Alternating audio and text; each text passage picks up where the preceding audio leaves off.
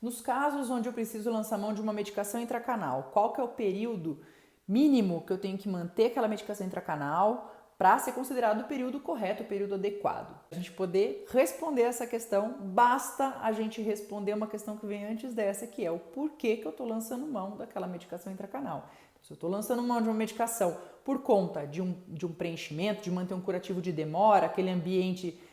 reduzido da chance dele ser recontaminado entre uma sessão e outra, porque eu não pude terminar de alguma forma um tratamento endodôntico numa sessão única,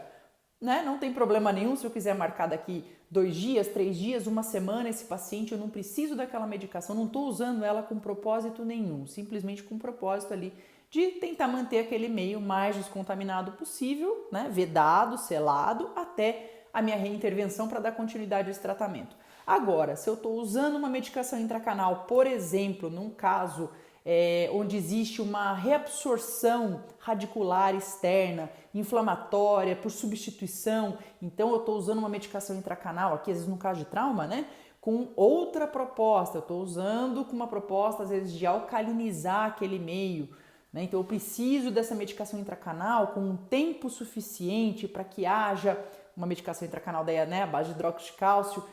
que haja dissociação dessa medicação, íons cálcio, hidroxila, e que eu consiga, né, atingir aquela proposta de conseguir elevar aquele pH e manter essa medicação também por um período ali adequado, né, enquanto ela tiver ainda aquela ação desejável para aquele momento. Então vamos colocar, talvez aqui eu possa manter isso daí por 30 dias, 60 dias, dependendo também das opções que eu uso como veículos nesses casos, mas é um período já um pouco mais prolongado. Eu estou usando uma medicação intracanal aqui, porque nesse lugar que eu trabalho é o que a gente tem à mão para poder fazer um procedimento ali de uma apsificação, né? Porque estou atendendo um paciente aqui que ele tem a formação radicular incompleta e o que eu decidi nesse caso é fazer uma apsificação com uso de uma medicação intracanal. Então, qual que é o protocolo? Às vezes eu vou fazer uma troca a cada 2 meses dessa medicação ou é algum protocolo que eu posso até lançar mão de um procedimento de apsificação sem trocas de medicação, como por exemplo, tem a pasta do trauma da FOP Unicamp, onde eu associo hidróxido de cálcio, clorexidina e óxido de zinco e insiro essa pasta e mantenho dentro daquele dente sem trocas, às vezes por períodos prolongados, se não permanentes ainda, em casos de dentes traumatizados e com formação radicular incompleta.